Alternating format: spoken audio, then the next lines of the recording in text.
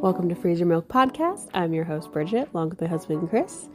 Podcast where we talk about the comedic side and serious side of parenting, life, and relationships. We are boy parents. We have two boys, Enzo and Rhett, with about a 6-year age gap between the two.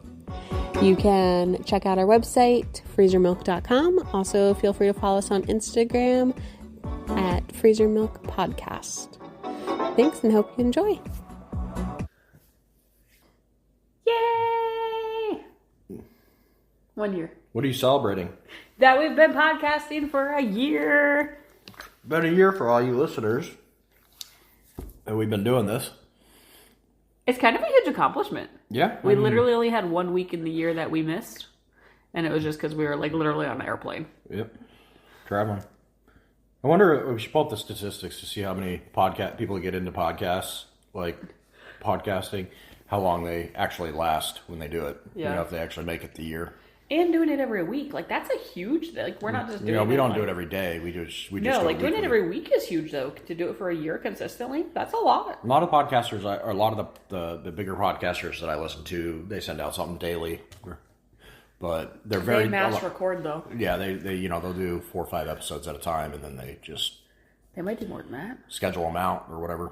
Yeah. You know, take a couple hours and do a couple episodes and send them out. We just do it we always do it in the evenings, same day, every day, because we're so busy with work and kids and... It's our decompression. But we still... And I always bitch about it, because I'm always like, why do we got to do it in the evenings? Can't we do it during the day? We never have been able to make it work during the day. We always have to do it at night.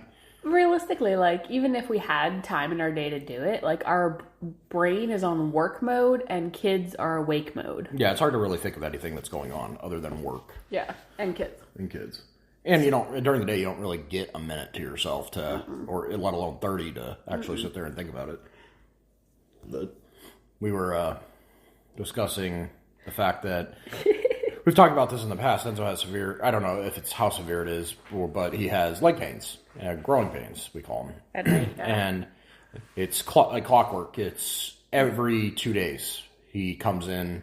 I'd say 2 to 3, yeah. Yeah, every two between, like, days. Midnight and 1. Yeah, every 2 days between midnight and 1, he comes in and he wakes me up. He doesn't wake Mom up. He wakes Cree up. And because he's got leg pain. So I always do the same thing. I always get up with him, make sure he has either an ice pack. We don't really do heat, but I make sure he has an ice pack, make sure he's got water, and I give him some kids Tylenol if needed.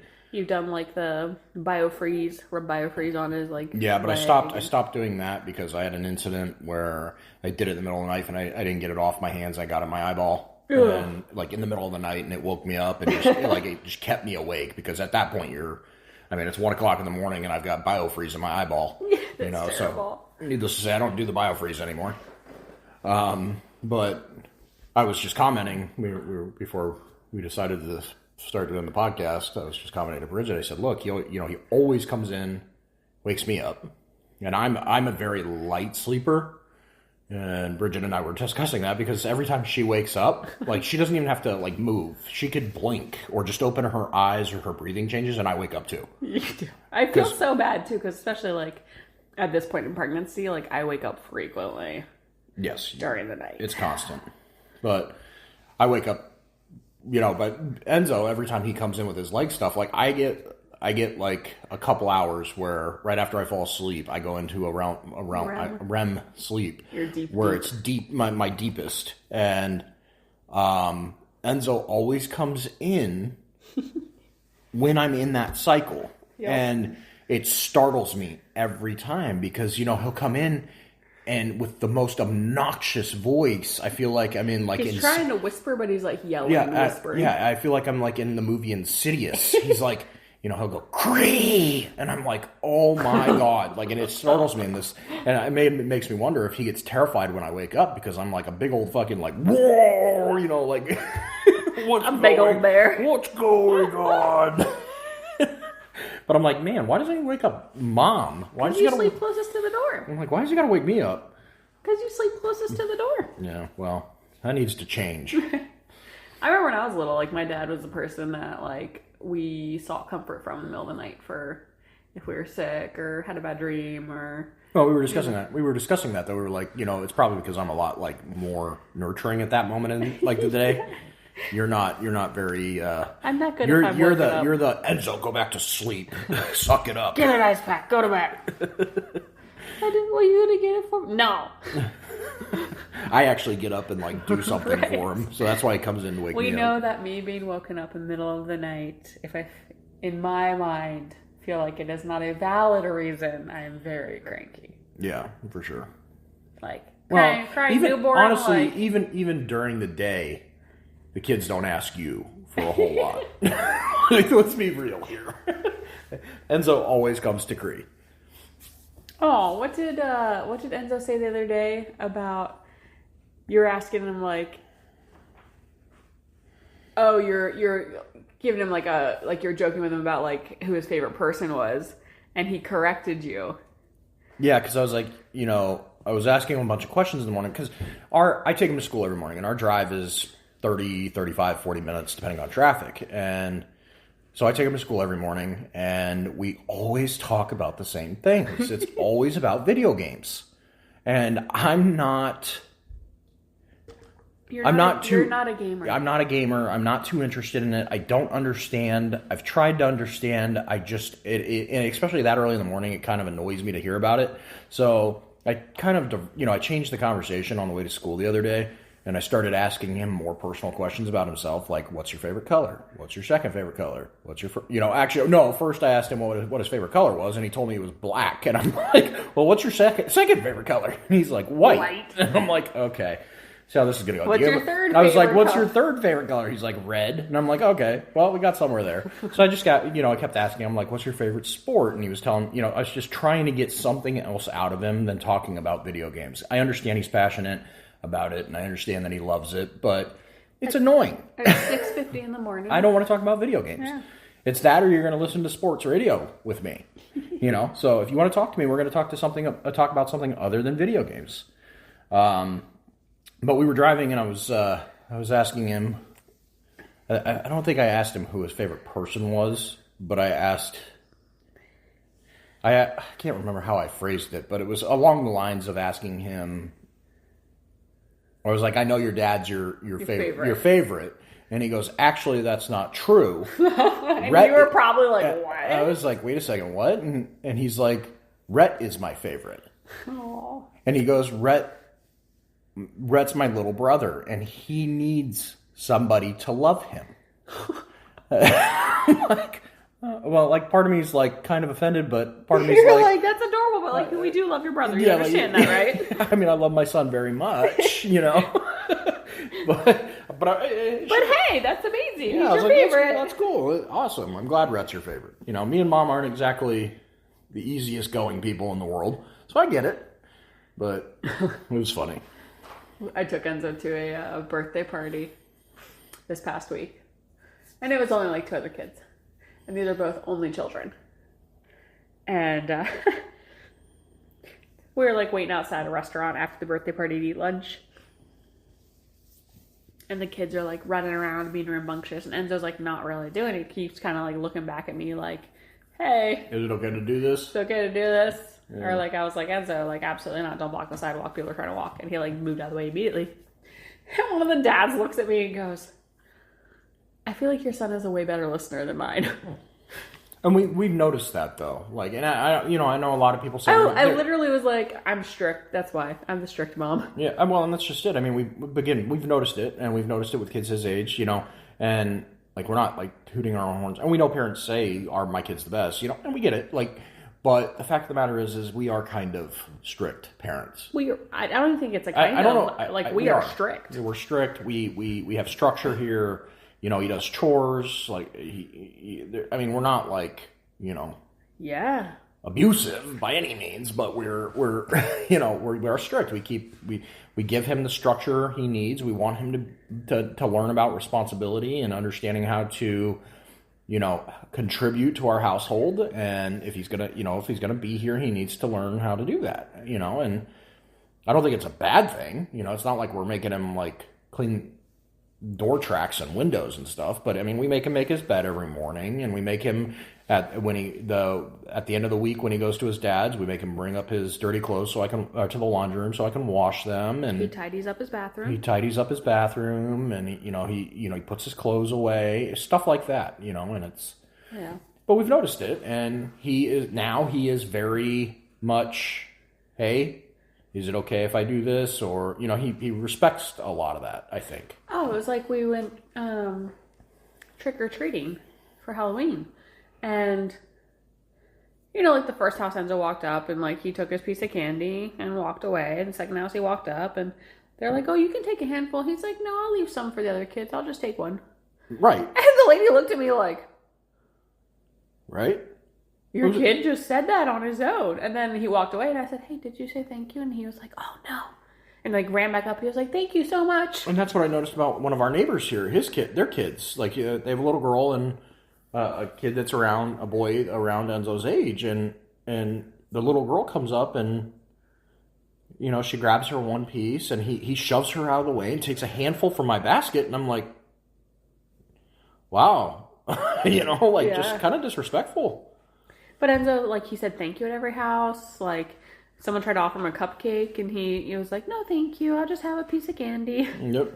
Like, I don't trust the cupcakes. Smart man. But just very... He's very, for the most part, he's very well behaved. And part of it is, like, life lessons. Like, he had kind of a tough life lesson this past week, where he lost his jacket at school. Yeah. And this is like multiple times of losing items at school that are of value. His expensive water bottles or his jackets or whatever the case may be. We've lost multiple jackets, multiple water bottles. So we had the discussion, and we discussed it with Enzo's dad too about, what do we feel like is appropriate action here to help kind of reinforce like the value of an item. Yeah. And the decision was made that Enzo would have to buy a new jacket by trading in one of his video games for cash. And selling one of his video games for cash. Yeah, and for context, typically these video games either are purchased on, like we buy them for a birthday or Christmas, but he has video games that he's purchased himself because we have what we call, we have our chores, our normal responsibilities. And he gets money for Christmas and birthdays. Yeah, and then we do what we call money chores, where, if you're bored and you want to go over and beyond and make a little bit of cash and throw it in your piggy bank so you can buy video games or whatever you want, then you can do that. So he has, out of this situation, we had him select a video game that he purchased. So we let him, we told him, hey, this is what we've decided. Like, you will have to sell a video game to have cash to then buy a new sweatshirt. Yep.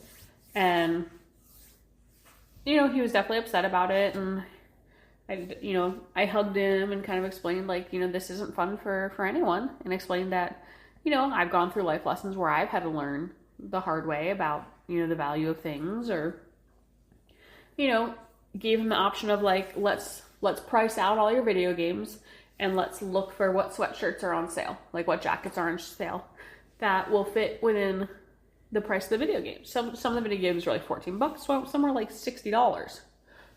And I was like, we don't need to go and buy a $60 jacket. Like, I'm not, there's a lesson to be learned, but it doesn't need to be a $60 Pretty good lesson. chance you're going to lose it anyway. So we figured out, like, there's a jacket, and the jacket has to be like a certain approved school color. There's a jacket that fell in the parameters that was like $12 on sale. And he had a video game that was going to be, like, when he sold it to the store, going to be worth like $14 back. So we decided that would be the video game, and this particular jacket was the one we were going to buy. And I waited a couple days. I didn't make him go sell it immediately. Yeah, needless to say, the second day after hearing that, I go to pick him up from school, and he's running to the truck, and he's got his sweatshirt that he lost in his hand. And he's holding it up. Like, conquered. I've done it. I'm keeping my video game. Ha ha. But I think it put the hustle. Yeah. I mean, I think it drove the point home. Yeah. Like, originally when he was upset about it, I was like, hey, like, why are you upset? And he was like, well, it's the consequences of my actions. And I was like, okay, well, like, that's not necessarily the lesson I want you to take away. The lesson I want you to take away is that things have value. Yeah, and we purchase these things for you So you need to understanding the value of an item and having it mean a little more. Yeah, care a little bit more about it and understand that, my parents bought me this jacket and it's my responsibility when they're not here to make sure that this jacket makes it home. Yeah. I think he got the point, even though he didn't have to sell a video game, because he for sure thought he was going to have to. Yeah. I'd like to say, hopefully he got the point. We'll see. I mean, he's going to continue taking sweatshirts to school. We'll see if he leaves them. Because this is where we're going to go. But this is the type of parenting we do. Let's teach you a life lesson. Let's try to be fair about it. Let's not just say you have to sell the most expensive one and buy, no, let's price them all out. Let's let you make the decision. Let's let you see the price of all of these. And then let's try to find different jackets. And we'll look at different jacket prices. Yeah. So you understand, we'll see if this stuff financial. We'll see if this stuff works out with the other two. Probably not. Rhett Holden is extremely intelligent. He's very receptive. We were talking about that earlier today, that he has a very analytical mind. He has a very mechanical mind. And he is very much about putting things together. Mm-hmm. And he's got this wooden racetrack that everybody has, kids growing up. Or it's not a racetrack, it's a train track. Yeah. And he is at the point where he knows how to put this thing together with his eyes closed, knows how to connect it in a circle. And, mind you, he's 19 months, still baby. And he's got his little train track set up in his room, and he plays with it, and that's his deal. He rearranges the layout of it, too. He literally, today surprised the hell out of me because I give him a rice cake every morning, and that rice cake always ends up on the floor in our living room. He has 4 bites, and he's good. Yeah, he has 4 bites of it, throws it on the floor, and it sits there. I was in the other room, and he was out in the living room playing, and I hear him whining, and I'm like, but it wasn't a normal, I'm in trouble whine or, I'm hurting. It was just a whining. So I came out. Frustrated Yeah, a frustrated whine. So I came out here, and I'm looking around, and he's at our trash can, which is in one of our cabinets, which has a lock. And he's trying to get into the cabinet so he can throw his rice cake away. Every single piece. And I'm like it's a simple task. It's a remedial task that we do every day. We throw stuff away as adults, right? But he is 19 months old, and I'm like, he's actually trying to throw something away. He's I know that this goes here. Yeah, I don't want it, so it goes. I am done with it, so it goes in this spot. This is what Dad does. This is what Mom does. This is what Enzo does. This is where it goes. And I was just amazed. You opened it for him. I opened it for him, and he picked out all the little pieces off the floor, throws it in the trash can, and then he shuts the trash can and walks away. I'm like, I have a baby genius. This is amazing. So it was exciting. It's a balance because part of you is okay, well, maybe we'll get a trash can he can access. But then I'm he also likes to take stuff out of the trash. Yeah, but I'm going to take this one as a win today. Okay. Heck yeah. Made my day, The smallest things. That's the one thing that I've noticed. And then we were talking about that as well. We were we are very fortunate because we do work from home, and everything we do from home, our businesses are from home. Everything is from home. And that affords us the ability to have him do in-house or in-home care, which we get to see him every day.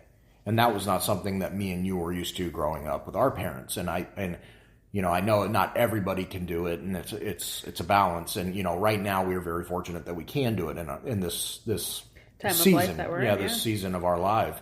But I make it every day. I make it a point to come out and see him, whether he's eating lunch, whether he's playing, whether he's in his room with the nanny, whatever he's doing. I always make it a point to come out and just see him and mess around with him and just give him time throughout my workday. Doesn't matter how busy I am.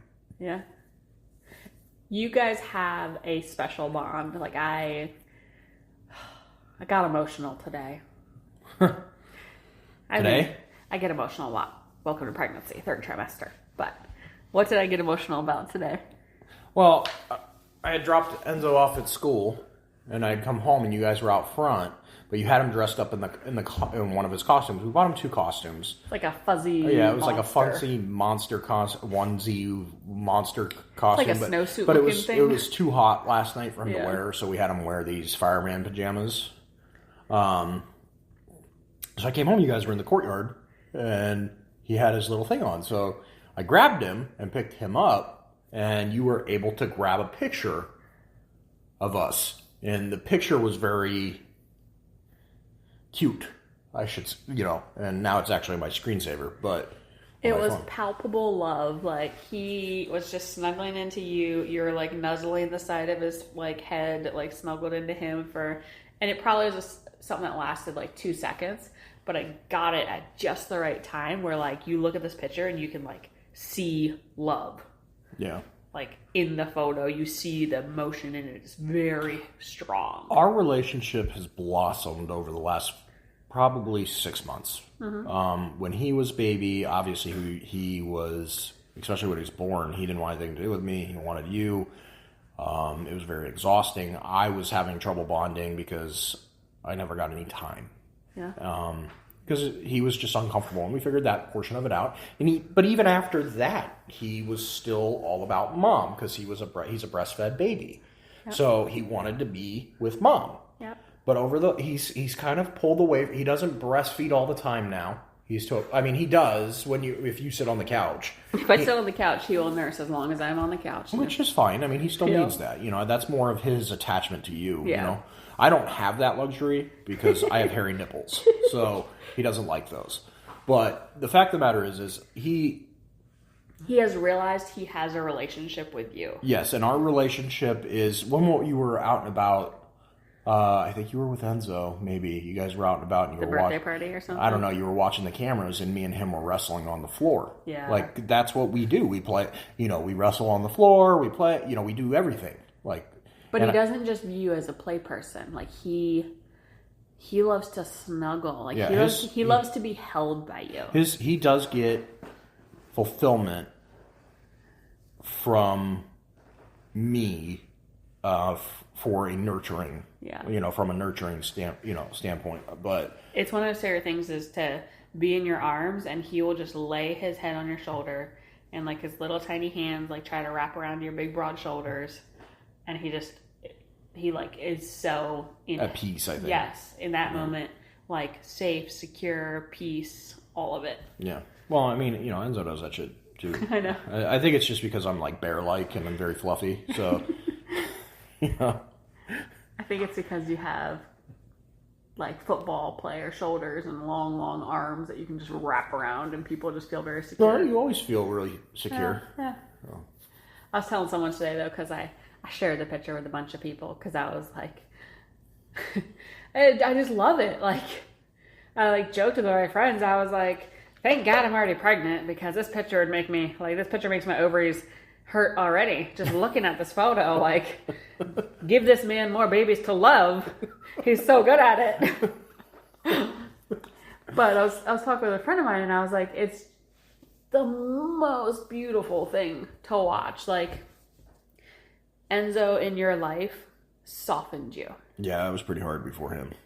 Like he brought out this soft father side of you. And then Rhett expanded on that and blew that wide open. Yeah. Where like you have an entire softness to you that allows that love and that nurture, and like your wall is down with the kids. And I'm so excited to see how much this final baby expands that even more. Or it could drive me nuts. No. We'll see. But it is like watching people you love fall in love and grow in that love is just like the most beautiful thing. And I feel like that's what that picture captured today. Yeah. It's like, it's just pure love in that photo, and it's... Yeah, his whole character has been changing. And I think he's finally realized Dad can take care of me. I don't have to rely solely on Mom. Yeah.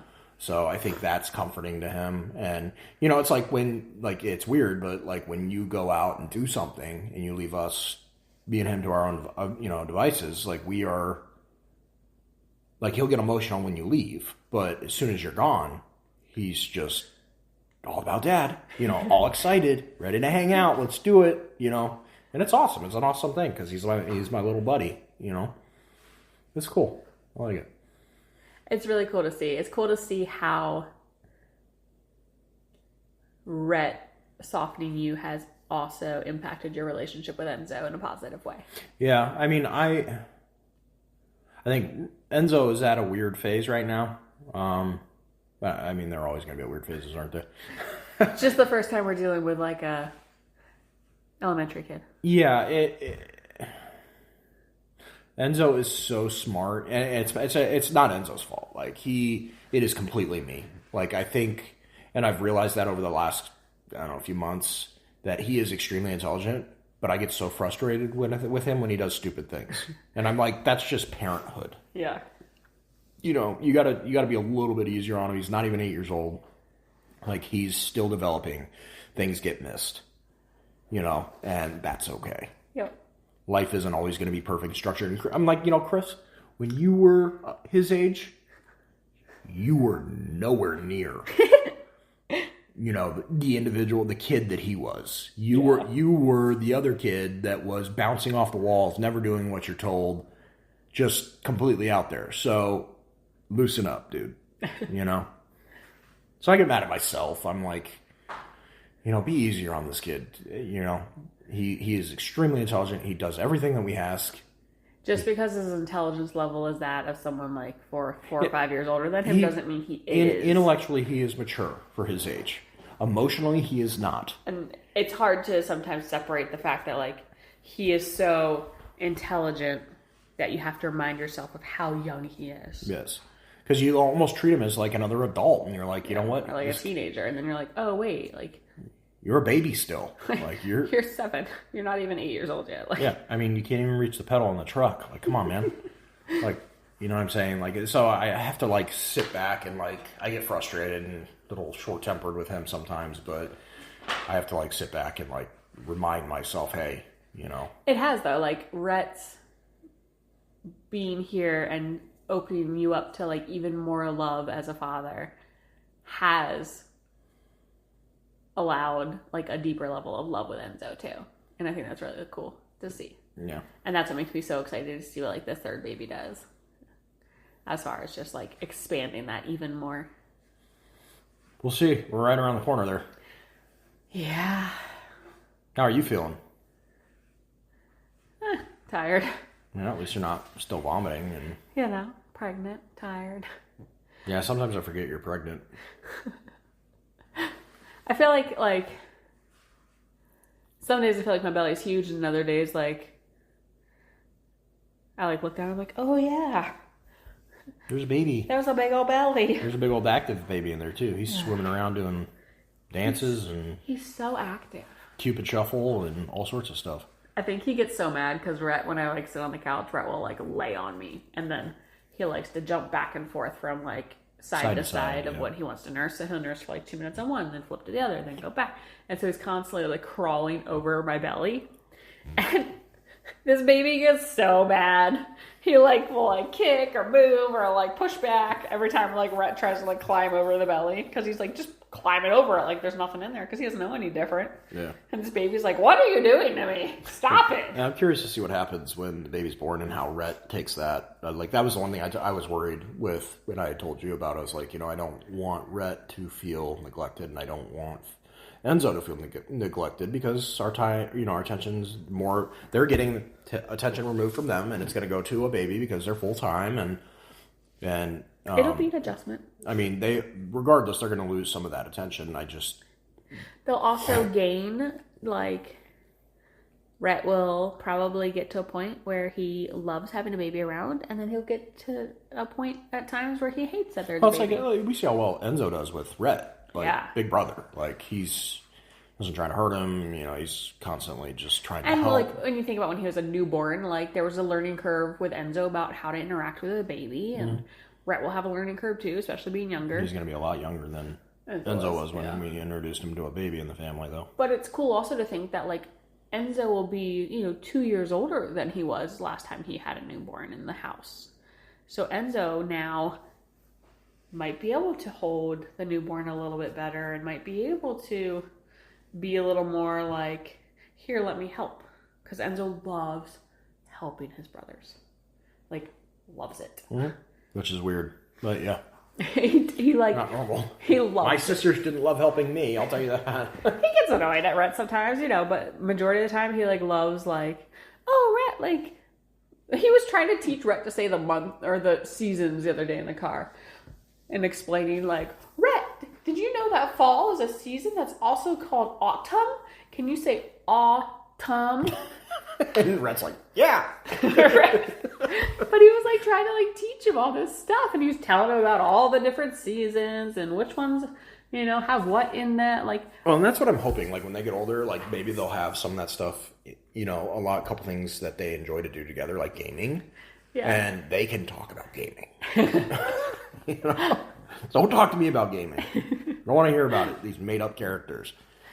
It's just, it's that picture today. Like, I think you loved it too. I think you could see it in the photo. Like, because like you said, you made it like your phone background. Maybe we'll post it on our website. I know. And I think part of why you loved it so much too is that you can see the emotion in it. Yeah. Yeah, it was pretty surreal. You got to capture those moments. We don't do that a lot, I think. And that was one thing that me and you also discussed is slowing down in these seasons with these babies. We're trying to do so many different things with businesses and work and house and life. And we're like, you know what? We don't want this stuff to pass us by because it's going to. And if we don't just slow it down and enjoy the moments and live in the now. And we have our phones out a lot. It's just a matter of remembering to most of the time, neither one of us are doing anything productive. I mean, on our downtime, we're surfing the web, or I'm looking at sports. You're on Instagram, or whatever the case may be. Take the photo. Take the photo. Yeah. We got a good one today. Well, that's all we got for today. We appreciate you guys listening, and thank you to the loyal listeners out there that have been with us for a year. Celebration amazing. Time. Went fast. We started this podcast for me and you, for our mental health, and for a kind of a source of therapy and an outlet. Yeah. We didn't expect anything from it, just other than me and you being able to sit down once a week and talk crap about our kids and talk about the good things, the bad, and it's been extremely helpful for us, I think. Yeah. And here's to more. We're going to keep it coming. So, thanks for listening, guys. Have a good evening.